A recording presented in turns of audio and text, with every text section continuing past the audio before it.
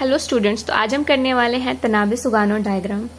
इस टॉपिक को generally complicated माना जाता है, बट मैं पूरी कोशिश करूंगी कि इस वीडियो को देखने के बाद ये वाला टॉपिक आपको अच्छे से समझ में आ जाए। ठीक है, तो जनरली तनाबे सुगानो डायग्राम जो होता है वो काइंड ऑफ दो पार्ट में होता है। ठीक है, एक इसका थ्योरी वाला पार्ट होता है और एक होता है कि इसको यूज करके क्वेश्चन कैसे सॉल्व करना है। ठीक है, और दोनों ही अपनी जगह पे इम्पोर्टेंट है, दोनों से क्वेश्चन आ सकता है। ठीक है, तो पहले हम इसका थ्योरी वाला पार्ट समझेंगे कि ये होता कैसे है, बनता कैसे है, इसकी जो टर्म्स होती है उसका क्या मतलब होता है, इसका यूज कहाँ कहाँ पे होता है। ठीक है, तो हम पहले थ्योरी वाला पार्ट डिस्कस करते हैं। चलिए, The Tanabe-Sugano diagrams are very useful in interpreting the electronic spectrum of the coordination compound. Okay? तो इस डायग्राम का यूज कहाँ करते हैं? जो कोऑर्डिनेशन कंपाउंड्स होते हैं उसकी जो इलेक्ट्रॉनिक स्पेक्ट्रम होती है उसको इंटरप्रेट करने में। ठीक है, और ये क्या होती है? It is quantitative in nature, कि इस डायग्राम के हेल्प से आपको जो भी वैल्यूज मिलेंगी वो क्वांटिटेटिव होंगी, मतलब उसको एक पर्टिकुलर अमाउंट मिलेगा, आपको अप्रोक्सीमेट करने की और आइडिया लगाने की जरूरत नहीं है। ठीक है, उसके बाद चाहे हमारा जो कॉम्प्लेक्स है वो हाई स्पिन हो या लो स्पिन हो, दोनों के लिए ये एप्लीकेबल होता है। ठीक है, चाहे हमारा ट्रांजिशन फॉरवर्डन स्पिन फॉरवर्डन हो या फिर स्पिन अलाउड हो, ये इसके लिए भी एप्लीकेबल होता है। मतलब इसमें कोई लिमिटेशन नहीं है, हर तरह के जो हमारी कॉम्प्लेक्सेस होंगे, मतलब चाहे उसमें ट्रांजिशन स्पिन फॉरवर्डन हो चाहे स्पिन अलाउड हो, कॉम्प्लेक्स हमारा लो स्पिन हो या हाई स्पिन हो, ये सब में एप्लीकेबल होगा। ओके, उसके बाद आता है कि जो लाइन होंगी सेम सिमेट्री वाली वो एक दूसरे को रिपेल करेंगी और वो बैंड हो जाएंगी। जैसे कि मान लो हमारे पास सिमेट्री है T1G F के पास वाला और T1G P वाला। ठीक है, तो ये दोनों अगर एक साथ आई तो वो रिपेल करके क्रॉस नहीं कर पाएंगे, वो क्या करेगी? बैंड हो जाएंगी। लाइक अगर मान लो कि इधर से T1F आ रहा है और ऊपर क्या है? T1P है, तो T1P इसको ऐसे क्रॉस नहीं कर सकता, उसको ऐसे बैंड होना पड़ेगा। ठीक है, रिपल्शन के कारण। और लाइंस विद डिफरेंट सिमेट्री में cross each other called cross over point. ठीक है, कि अगर सेम सिमेट्री होगी तो रिपल्शन होगा, तो एक दूसरे को रिपेल करेंगे और बैंड हो जाएगी। पर डिफरेंट सिमेट्री में ऐसी कोई बात नहीं, अगर वो दोनों अलग अलग हैं तो एक दूसरे को क्रॉस कर सकते हैं, और जहां पे क्रॉस करेंगे उसको क्या बोलेंगे? Cross over points. तो ये तो इसकी जनरल बातें होगी। अब आती है कि डायग्राम बनता किसके किसके बीच में है और उनका मतलब क्या है। ठीक है, तो TH diagram plotted between E/B versus delta not by B. तो जो delta not by B term होगी वो हमारी एक्स एक्सिस पे होगी और जो E/B होगी वो हमारी वाई एक्सिस पे होगी। तो डेल्टा नॉट क्या है यहाँ पे? Ligand field splitting parameter which increases in the value as we move from left to right in the diagram. तो आई थिंक ये कॉमन पॉइंट है ये, कि अगर कोई चीज एक्स एक्सिस पे है तो वो जैसे हम लेफ्ट से राइट मूव करेंगे तो क्या हो जाएगा? वो इंक्रीज करेगा। ठीक है, तो नॉर्मली हम ये देखते हैं। ठीक है, उसके बाद क्या आता है? ई क्या है हमारे पास? तो ई क्या है? E is the energy of excited state above the ground state term, it's value increases on moving up from down. तो सिमिलरली यहाँ पे भी वही बात है कि नीचे जो ग्राउंड स्टेट होगा उसके ऊपर जो एक्साइटेड टर्म्स होंगी ना हमारी, उसकी ई क्या है? एनर्जी होगी, और जैसे हम नीचे से ऊपर की तरफ जाएंगे वो चीज क्या हो जाएगी? इंक्रीज हो रही। तो हमने देख लिया था ना, ई क्या है? E is the energy of excited state above the ground state term, it's value increases on moving up from down. ठीक है, तो अब ग्राउंड स्टेट की बात कर रहे हैं, तो lowest energy term is plotted on x axis. Lowest energy basically जो ग्राउंड स्टेट हमारी होगी वो एक्स एक्सिस पे प्लॉटेड होगी, मतलब जैसे ये एक्स एक्सिस है ना तो उसकी लाइन एक्स एक्सिस पे ही लाई करेगी। ठीक है, and all other term are hence plotted relative to this lowest energy. और इस लोएस्ट एनर्जी के बारे जितनी एक्साइटेड वैल्यू होगी ना वो ऊपर ऊपर की तरफ फ्लोट होंगी। ठीक है, उसके बाद क्या है? Energy of ground state term taken zero. मैंने बोला था ना कि वो एक्स एक्सिस पे लाई कर रही है, मतलब उनकी एनर्जी क्या?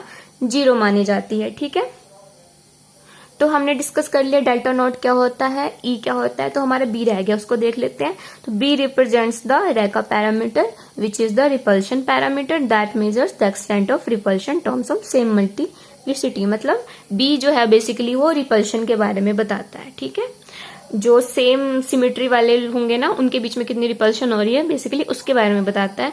तो हमने काइंड ऑफ डिस्कस कर लिया है एक तरीके से कि जो हमारा ये डायग्राम होता है वो किसके किसके बीच में होता है। वो होता है E/B जो कि वाई एक्सिस पे होता है, ई जो हमारा हो गया एक्साइटेड एनर्जी, जो एक्साइटेड टर्म होती है उसकी एनर्जी होती है। बी हमारा रे का पैरामीटर हो गया, और डेल्टा नॉट क्या हो गया हमारा ligand field splitting parameter. Okay, तो अब इसका यूज देखते हैं कि हम इसका यूज कहाँ कहाँ कर सकते हैं। तो ये डायग्राम क्या करता है, it shows distribution of energy of the different configurational state at the certain ligand strength. ठीक है, तो ये अलग अलग जो हमारी स्टेट है उसके एनर्जी के डिस्ट्रीब्यूशन को शो करता है at certain ligand strength, okay, and it can be used to calculate D के values for ligand field splitting। ठीक है, तो ये तो थ्योरी की बातें थी, बट जनरली जो क्वेश्चन हम सॉल्व करते हैं ना इस डायग्राम से, तो उसमें डेल्टा नोट की वैल्यू निकाल लेते हैं, बी की वैल्यू निकाल लेते हैं। ओके, तो हम अभी क्वेश्चन करेंगे, तो इसी में आपको मैं डायग्राम भी दिखाऊंगी कि ये कैसा होता है और इसका हम यूज कैसे करते हैं। तो मोस्ट ऑफ द टाइम आपको डायग्राम गिवन होगा, क्योंकि ये बहुत कॉम्प्लिकेटेड होता है, खुद याद नहीं रख सकते, आपको बस पता होना चाहिए कि उससे वैल्यू निकालनी कैसे है और उसको यूज कैसे करना है। ठीक है, और क्वेश्चन हमारे पास है, aqueous solution of this complex shows absorption at this and this. ठीक है, ये वेव नंबर गिवन है हमें, assigned to the transition T2G T1G, मतलब T1G से T2G एंड T1GF से T1GP तक। ठीक है, देखो सेम सिमेट्री हो गया जो हम कह रहे थे कि रिपेल करेंगे। ठीक है, उसके बाद ये ट्रांजिशंस होंगे हमारे पास। ठीक है, तो estimate the values of B and delta not for this complex. तो बेसिकली क्या है, हम क्वेश्चन में गिवन ये हमारा कॉम्प्लेक्स हो गया, और ये दोनों हमारी ट्रांजिशन की वैल्यू है, बेसिकली सेंटीमीटर इनवर्स है। तो ये क्या है, ये वेव नंबर गिवन है हमें, और हमारे पास दो ट्रांजिशंस बता रखी है कि इनके बीच में ट्रांजिशंस होंगी, तो हमें इनकी इस कॉम्प्लेक्स के लिए बी की वैल्यू निकालनी है और डेल्टा नॉट की वैल्यू निकालनी है। तो ये प्रोसेस थोड़ा सा लंबा होने वाला है, तो आपको बस शांति से पहले समझना है सारा। अगर आप सारा समझ लोगे ना, तो आपको बाद में पता चल जाएगा कि हमने ये सब चीजें क्यों निकाली हैं। तो इस क्वेश्चन को सॉल्व करना शुरू करते हैं। तो हमारे पास ये कॉम्प्लेक्स था, तो इसमें से जो हमारा ये वेनेडियम है वो 3+ में था, तो हमने इसकी कॉन्फ़िगरेशन निकाली और वहां से हमें पता चला कि D2 कॉन्फ़िगरेशन है। और ये निकालना जरूरी था, क्योंकि जो TS डायग्राम होता है वो अलग अलग कॉन्फ़िगरेशन के लिए, for example D1 D2 D3 सबके लिए अलग अलग होगा, तो हमें यहाँ से पता चल गया कि यहाँ पे D2 कॉन्फ़िगरेशन था। ठीक है, उसके बाद जो D2 कॉन्फ़िगरेशन होती है उनकी टर्म सिंबल्स ये सारी होती हैं, और ये निकालने का मेथड होता है, और आपको पता होना चाहिए, बट अगर नहीं पता है तो आप मुझे बोल सकते हो कमेंट में, मैं आपको वीडियो बना के बता दूंगी कि टर्म सिंबल्स कैसे निकालते हैं। ठीक है, अब ये सारी टर्म सिंबल्स हैं, तो इसमें हमें देखना था कि इनमें से ग्राउंड टर्म कौन सी है, तो वो हम डिसाइड करते हैं ऊपर वाले फैक्टर, ये जो मल्टीप्लिसिटी होती है ना उसके फैक्टर को देख के। अब जिनकी हाईएस्ट होगी वही हमारा ग्राउंड टर्म होगा, बट यहाँ पे देखा जाए तो इसके पास भी ये 3 है, इसके पास भी 3 है, तो कैसे डिसाइड करें। तो अब हम L की वैल्यू देखेंगे, तो F की जो L की वैल्यू होती है वो 3 होती है, और P की जो L की वैल्यू होती है वो 1 होती है, मतलब इसका हाईएस्ट हो गया ना। तो due to high spin, multiplicity and high L value हम इसको ग्राउंड स्टेट टर्म मान लिया। ठीक है, अब जो ये ग्राउंड स्टेट टर्म है वो फर्दर अपनी सिमेट्री में स्प्लिट करेगा, वो है 3T2G 3T1G and 3A2G। Okay, तो ये चीजें अभी जो हम पढ़ रहे हैं ना, ये हम पहले पढ़ चुके हैं। ठीक है, उसके बाद ये टॉपिक हम करें ताकि हमें इन सब चीज़ों की नॉलेज हो। बट आपको लगता है कि इनमें से ऐसी कोई चीज़ है जो आपने नहीं पढ़ रखी है ना, तो आप मुझे कमेंट में बता सकते हो, मैं वीडियो बना के अपलोड कर दूंगी, आप समझ लो उसमें से। ठीक है, तो उसके बाद अब देखो, हमें पता है कि जो अब हमारा थोड़ा थोड़ा क्वेश्चन शुरू हो गया है, तो हमें पता है कि देखो जो एनर्जी होती है वो h के इक्वल होती है, और जो हमारा h है, न्यू जो है हमारा, उसको हम c/λ भी लिखते हैं, और 1/λ हमारा क्या होता है, वेव नंबर। तो हमने क्या किया, hc लिख दिया और 1/λ की जगह वेव नंबर लिख दिया। ओके, तो अगर ये तो हमारे E के लिए था, E2/E1 कर दे तो यहाँ पे 2/1 आ जाएगा, तो ये दोनों टर्म्स हमारी क्या होगी, कैंसिल होगी, तो हमारे पास क्या बचा, ये बचा। ठीक है, तो फिर देखो यहाँ पे हमने क्या किया है, अप एंड डाउन, यहाँ पे भी B से डिवाइड, यहाँ पे भी B से डिवाइड, यहाँ पे भी B से डिवाइड, और यहाँ पे भी B से डिवाइड। ओके, तो अब हमारे पास दो एब्जॉर्प्शन गिवन थी, दिस एंड दिस। ठीक है, तो ये दोनों क्या है, सेंटीमीटर इनवर्स है, मतलब क्या, ये वेव नंबर गिवन है हमें, तो ये हमारा वेव नंबर 1 हो गया, ये हमारा वेव नंबर 2 हो गया। तो यहाँ पे हमने क्या कर दी, वैल्यू पुट कर दी, तो इसके इक्वल था ये। ठीक है, आ गया, B से B कैंसिल हो गया, तो इसको डिवाइड कर दिया, तो क्या आ गया, ये वाली टर्म किसके इक्वल आ गई, 1.48 के। तो इसका ध्यान रखना है, जब हम आगे यूज करेंगे तो आपको याद रहे कि हमने ये कहाँ ड्राइव किया था। तो अब हम अपने डायग्राम की तरफ चलते हैं, तो वहां से आपको सारा टर्म समझ में आएगा अभी तक जो हमने डिस्कस किया है। ओके, तो ये हमारा D2 के लिए TS डायग्राम है। तो देखो हमने यहाँ पे ग्राउंड स्टेट निकाला था ना 3F, तो ग्राउंड स्टेट है और इसकी एनर्जी यहाँ पे लाई कर रही है एक्स एक्सिस पे, और एक्स एक्सिस पे हमारी कौन सी टर्म है, delta not by B. Y axis पे कौन सी टर्म है, E बाई बी। ओके, और जो हमने सिमेट्री निकाली थी T2G A2G, देखो यहाँ पे A2G है, T2G है, T1G ऑफ P है, तो ये सारी सिमेट्री कैलकुलेटेड है। ठीक है, और हमारे पास दो जो हमने कहा था कि दो ट्रांजिशन हो रही है, वो कहाँ से कहाँ तक हो रही है, एक ये ट्रांजिशन हो रही है फर्स्ट वाली हमारी, और सेकेंड वाली ट्रांजिशन हमारी ये हो रही है। ठीक है, तो एक तरीके से हम इसको कह सकते हैं ना कि जो हमारी ये फर्स्ट ट्रांजिशन वाली लाइन है इसको हम वेव नंबर 1 कह सकते हैं, और जो हमारी सेकंड ट्रांजिशन वाली लाइन है इसको हम क्या कर सकते हैं, वेव नंबर 2। ठीक है, और हम ऐसा क्यों कह रहे हैं, क्योंकि हमें आगे यूज होने वाला है। अब देखना है कि हमने सबसे पहले क्या किया, एक टेबल बनाया, और ये टेबल बनाना जब आप क्वेश्चन सॉल्व करोगे तो delta not by B first transition की वैल्यू, सेकंड ट्रांजिशन की वैल्यू एंड दोनों का डिवाइड। ठीक है, तो ये तीनों चीजें तो हमें डायग्राम से मिलेगा और ये हम डिवाइड कर लेंगे। ओके, तो हमारा पहला है कि जब डेल्टा नॉट बाई बी 0 है, ठीक है, तो 0 क्या है, यहाँ पे ये जो डेल्टा नॉट बाई बी है ये यहाँ पे 0 होगा। ठीक है, तो वहाँ ये देखो ये चीज ना ग्राउंड स्टेट से शुरू हो रही है हमारी फर्स्ट ट्रांजिशन की वैल्यू, मतलब यहाँ पे चीज ये भी 0 है। ठीक है, बट जब हम सेकेंड ट्रांजिशन की बात कर रहे हैं तो सेकेंड ट्रांजिशन की जो लाइन है ये वाली है, देखो ये वाली है, मतलब ये 0 नहीं है, इसकी वाई एक्सिस पे कुछ वैल्यू है। तो आप ये आइडिया लगा सकते हो कि इसके थोड़े ऊपर 20 है और ये 10 है, तो 10 और 20 के बीच से जा रहा है, इसका क्या मतलब है 15 होगा, तो हमारी जो सेकंड ट्रांजिशन की वैल्यू होगी वो 15 होगी। तो जब आप 15/0 करोगे तो क्या आता है, इन्फिनिटी आता है। ठीक है, तो आपको सारी वैल्यूज ऐसे ही कैलकुलेट करनी है, मैं आगे भी बताती हूँ आपको। ठीक है, और आप सोच रहे हो कि क्यों कर रहे हैं, तो मैं बता दूं, इसके बारे में आपको पता चल जाएगा थोड़ी देर में, बट पहले इसको समझ लो। फिर उसके बाद हमने 20 लिया, तो फिर से ये हमारी 20 वैल्यू यहाँ आ जाएगी, फिर 20 वैल्यू यहाँ आ गई।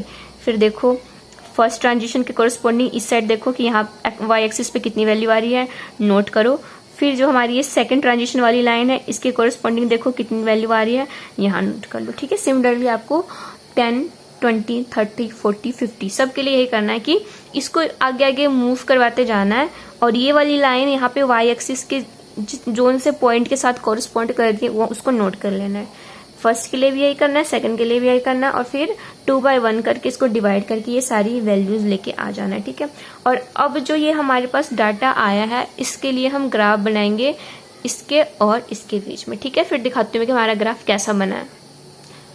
तो देखो हमारे पास ये ग्राफ आ गया है, हमने ये ν2/ν1 versus delta not by B का ग्राफ बनाया था, और हमारे पास कुछ ऐसा कर्व सा मिला है। ठीक है, तो ये आपको बनाना है जब आप क्वेश्चन सॉल्व करोगे। और अब देखो हमने ना पीछे एक वैल्यू कैलकुलेट की थी जहाँ पे हमने ऐसे किया था E2/V डिवाइडेड बाई E1/B, वो किसके ν2/ν1 के इक्वल था ना कुछ ऐसा। तो ये देखो वहां से हमारी क्या वैल्यू आई थी, 1.48। ठीक है, तो अब हमें देखना है कि जब हमारी वैल्यू इसकी वैल्यू 1.48 है उस टाइम हमारी डेल्टा नॉट बाई बी की वैल्यू क्या है। तो हमने कुछ नहीं करना, ये जो ग्राफ है ना, ग्राफ में क्या करना है, इसकी वैल्यू देखनी है। यहाँ पे 1.48 की वैल्यू लाइन पे जो टच हो रही है ना, वो एक्स एक्सिस के कहाँ पे कॉरेस्पॉन्ड कर रही है। तो हमने क्या किया, ये जो वैल्यू है 1.48 की वैल्यू थी, इससे हमने इस लाइन को टच किया, तो जब हमने इसको एक्स्ट्रा प्लॉट किया और एक्स एक्सिस पे आया तो वो 31 के कोरस्पॉन्ड कर रहा था डेल्टा नॉट बाई बी की। तो हम कह सकते हैं कि जब हमारी ν2/ν1 की वैल्यू 1.48 थी, तब जो हमारे पास डेल्टा नॉट बाई बी है वो 31 के इक्वल आएगा। ठीक है, अब देखो यहाँ से हमारा क्या कैलकुलेट हो सकता है। अब आपको समझ में आएगा कि हमने ये सारा प्रोसेस क्यों किया। ठीक है, अब देखो when delta not by B is equal to 31, ठीक है, तो हमने क्या किया, extrapolate the graph up to first transition to get E1/B equal to 29। वो कैसे, अब हम फर्स्ट ग्राफ पे जाएंगे और मैं आपको समझाऊंगी, बस याद कर लेना कि ये जो हमारा डेल्टा नॉट बाई बी है वो 31 के इक्वल है। ठीक है, तो देखो यहाँ जो ये वाई एक्सिस वाली वैल्यूज है वो E/B को रिप्रेजेंट कर रही है। अगर हम फर्स्ट ट्रांजिशन के लिए देखेंगे तो उसकी वैल्यू क्या हो जाएगी, E1/B, और अगर हम सेकंड ट्रांजिशन के लिए देखेंगे तो उसकी वैल्यू क्या आ जाएगी, E2/B। ओके, तो अब देखो वहां पे पीछे हमने क्या बोला था कि डेल्टा नॉट बाई बी की वैल्यू क्या है, 31 है। ठीक है, तो अब हम 31 की वैल्यू देखेंगे कहाँ पे, यहाँ पे कहीं लाई करेगी 31, तो 31 के कोरस्पॉन्डिंग देखेंगे फर्स्ट ट्रांजिशन की वैल्यू वाई एक्सिस पे। तो मान लो कि 31 हमारा यहाँ पे है, ठीक है। तो इसके कोरस्पॉन्डिंग हम देख रहे हैं कुछ यहाँ पे आएगी वैल्यू, ठीक है। तो मान लो कि हमारा ये जो है फर्स्ट ट्रांजिशन की वैल्यू क्या आ गई हमारी 29 के आसपास आ गई, ठीक है। उसके बाद हम 31 पे ही देखेंगे कि सेकेंड ट्रांजिशन की वैल्यू कहाँ जा रही है। तो 31 ये हो गया और ये हमारी सेकेंड ट्रांजिशन वाली लाइन हो गई। और जब हम इसको ऐसे कहीं वाई एक्सिस पे लेके जाएंगे ना, तो ये 42 के आसपास हमें मिल जाएगी, ठीक है। तो यहाँ पे वही लिखा हुआ है, ये देखो, when delta not by B equal to 31, extrapolate the graph up to first transition to get E1 by B equal to 29, जो मैंने आपको बताया कैसे निकला, and then up to second transition to get E2 by B equal to 42। ये भी मैंने बताया था ना कि बस आपको सेकेंड ट्रांजिशन पे जाना है और उसके कोरस्पॉन्डिंग वाई एक्सिस की वैल्यू देखनी है, ठीक है। नाउ वी हैव, अब हमारे पास क्या क्या, ये देखो अब यहाँ हमारा क्वेश्चन सॉल्व हो जाएगा। μ2 बाई μ1 वो हमारे पास क्या था 1.48, ठीक है। और इसके हेल्प से हमने ये कैलकुलेट कर लिया कि जब हमारे पास ये इतना था, जो हमने सेकंड ग्राफ बनाया था, तो फिर डेल्टा नॉट बाई भी हमारा 31 आ गया था। जब हमारा ये 31 आ गया था तो हम फिर फर्स्ट ग्राफ पे गए थे और वहां से हमने ये दोनों वैल्यूज कैलकुलेट कर लिया था, ठीक है। अब देखो जो E1 by B equal to 29 है, ठीक है। तो हमारे पास E1 की वैल्यू क्या है, ये हमारे पास एब्जॉर्प्शन की वैल्यू क्या गिवन है, ये, ठीक है, 17,200, ठीक है। तो आप चाहे तो ये वाली वैल्यू यूज कर लो, चाहे ये वाली वैल्यू यूज कर लो, बी की वैल्यू आपको दोनों जगह से मिल जाएगी। तो हमने क्या किया, हमने फर्स्ट वाली वैल्यू उठा ली कि like 17,200 divided by B equal to 29। तो आप ऑब्वियसली बी की वैल्यू वहां से कैलकुलेट कर सकते हो। क्या कर सकते हो, बी को ऊपर ले जाओ, 29 को नीचे ले जाओ। जब हमने डिवाइड किया तो हमारी सेंटीमीटर इनवर्स के फॉर्म में बी की वैल्यू आ गई, ठीक है। अब हम, उन्होंने पूछा था डेल्टा नॉट बी कैलकुलेट करना है, तो हमारे पास ये था ना delta not by B equal to 31। तो अब हमने बी की वैल्यू कैलकुलेट कर लिया है, तो वो पुट कर दिया। तो डेल्टा 1 की वैल्यू कैसे आ जाएगी, इसको इधर लेके मल्टीप्लाई कर दो, हमारे पास डेल्टा नॉट की वैल्यू आ गई। तो प्रोसेस थोड़ा लंबा है, बट ये देखो ना कि इसमें आपको कोई मेहनत करने की जरूरी नहीं है, बस आपको पता होना चाहिए कि ग्राफ का यूज कैसे करना है और आप आराम से क्वेश्चन निकालोगे, ठीक है।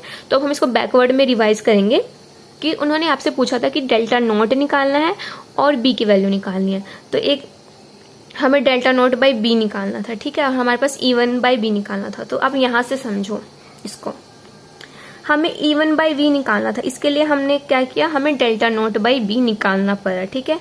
और हमें डेल्टा नॉट बाई बी निकालना था, तो इसके लिए हमने क्या किया, यहाँ से μ2 बाई μ1 निकाला। वो कैसे निकाला था, हमने दोनों को डिवाइड करके, ठीक है। तो ये देखो, सबसे पहले हमने μ2 बाई μ1 निकाला था इन दोनों को डिवाइड करके। उसके बाद हमने क्या किया, इस ग्राफ का यूज किया, इसकी अलग अलग वैल्यूज पे हमने फर्स्ट ट्रांजिशन के कोरस्पॉन्डिंग, सेकंड ट्रांजिशन के कोरस्पॉन्डिंग डाटा कलेक्ट किया, उन दोनों को डिवाइड कर दिया। फिर इसमें और इसमें ग्राफ बनाया, ताकि जो हमारे पास ये 1.48 वैल्यू है, वो इसके जब ग्राफ बनाया तो इसके कोरस्पॉन्डिंग लेके हम डेल्टा नॉट बाई बी की वैल्यू निकाल सके। फिर हमने डेल्टा नॉट बाई बी की वैल्यू निकाल ली। उसके बाद हमें निकालना था E1 by B, E2 by B, ठीक है। तो उसके लिए हम फिर से अपने ग्राफ पे गए, हमने देखा कि हाँ हमारी डेल्टा नॉट बाई बी की वैल्यू कहाँ आई है, उस पॉइंट को ढूंढना है और उसके कोरस्पॉन्डिंग फर्स्ट ट्रांजिशन की वैल्यू, सेकंड ट्रांजिशन की वैल्यू वाई एक्सिस पे देख लेनी है, वही हमारी E बाई बी की वैल्यूज आ जाएंगी, ठीक है। अब हमें E की वैल्यू ऑलरेडी गिवन है, जो हमारी एब्जॉर्प्शन है, ठीक है। और हमारे पास B की वैल्यू निकालनी है और ये हमने कैलकुलेट कर लिया था ग्राफ से। तो यहाँ से B की वैल्यू आ गई। अब B की वैल्यू आ गई तो डेल्टा नॉट बाई बी की जो आपकी वैल्यू आई होगी, वहां से जब आप B की वैल्यू पुट करोगे तो आपके डेल्टा नॉट की वैल्यू आ जाएगी, ठीक है। तो आई होप कि आपको समझ में आ गया हो। तो आप स्क्रीनशॉट ले लो हमेशा की तरह, एंड स्टिल कुछ डाउट हो तो आप कमेंट में ज़रूर पूछना, या फिर कोई टॉपिक आपको समझना हो तो आप उसको भी मेंशन कर सकते हो कमेंट में। एंड अगर आपको लगे कि हाँ आपको टॉपिक समझ में आ गया है जैसे मैंने समझाया है, तो आप इस वीडियो को लाइक कर देना, ताकि मुझे लगे कि जो मैंने एफर्ट्स किए हैं उसका कुछ फ़ायदा हुआ है, कि जो मेरा मोटिव था कि आप लोगों को समझ में आए वो मेरा पूरा हो गया। आप इतना कर लेना, इतना एनफ है जो मैंने थ्योरी के पॉइंट्स कराए हैं। और रही बात क्वेश्चन की, तो ये जैसे मैंने समझाया अगर आप अच्छे से समझ लोगे तो मुझे पता है कि आप क्वेश्चन सॉल्व कर लोगे। Okay, so thank you so much for watching, and कोई भी डाउट हो तो आप कमेंट सेक्शन में ज़रूर पूछना।